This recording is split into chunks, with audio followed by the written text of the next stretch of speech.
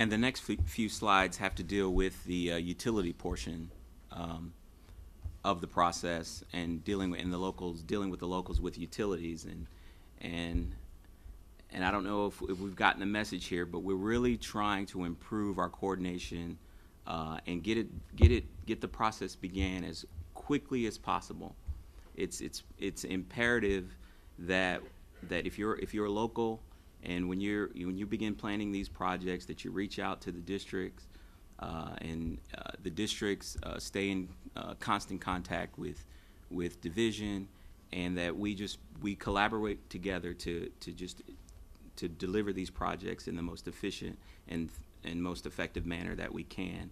And we're in TxDOT, we're actively researching and developing tools to attempt to help the locals, to attempt to help TxDOT improve all of these processes.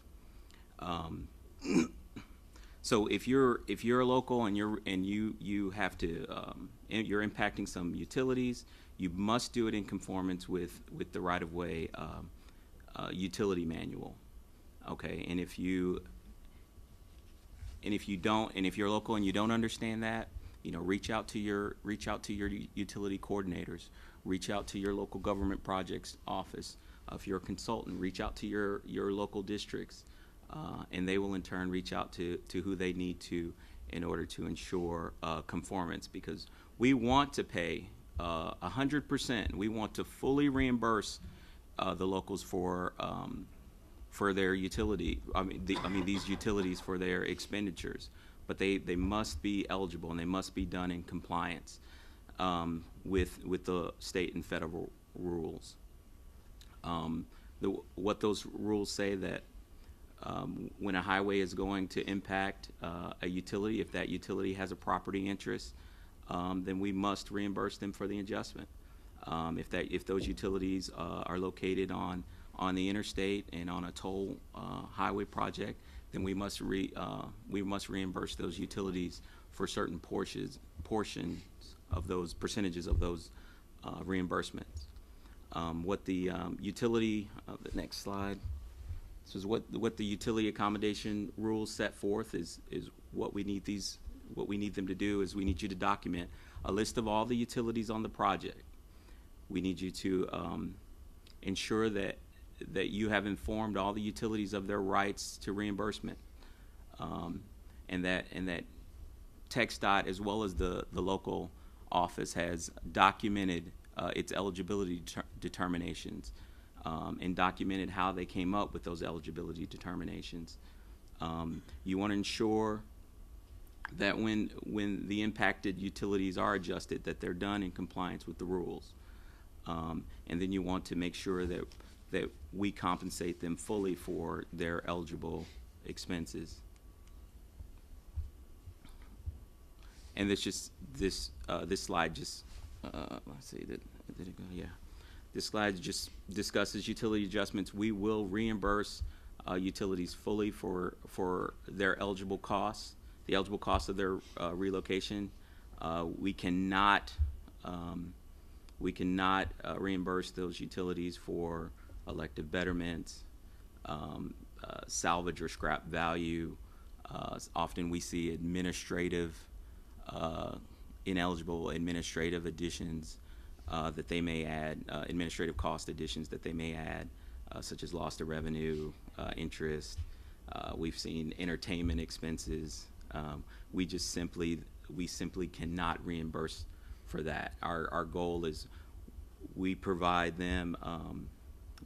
They can relocate the facility, and it has to be functionally equivalent to the prior facility, and we can reimburse them fully for that adjustment. For each adjustment, if the utility has a property interest and we've impacted that interest, they must complete a joint use form with TxDOT. If it is a facility that has no property interest, then we do so by permit using our 1082 permit. So you really need to see one of those two documents on each relocation. you'll see a little note there that all federally eligible utility work must be Buy America compliant. So if it's a federally eligible project, then there must be some additional, it must be Buy America compliant.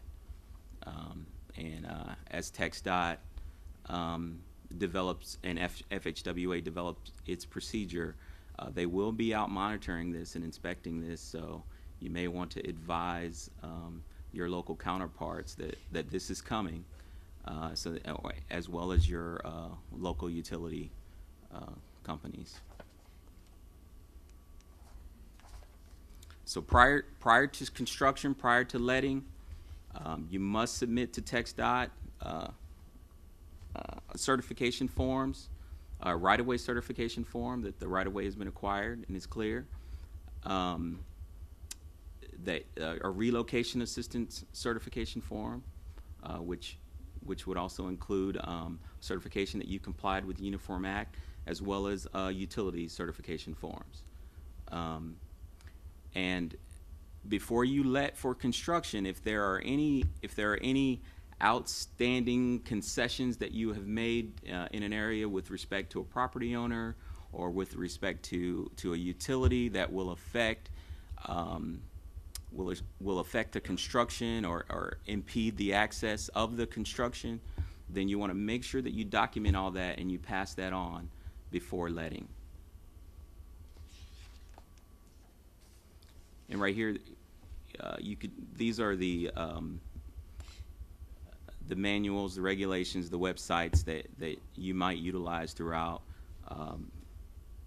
the right-of-way acquisition, as well as utility relocation and reimbursement. And I think that's it for me. Sure. Next one. And then, of course, you can contact the right-of-way division. They give our website, as well as our director, Mr. John Campbell. He has an open door policy. You can always call if you have an issue. Thanks, Bill. You want a cell phone and personal phone too? Yeah.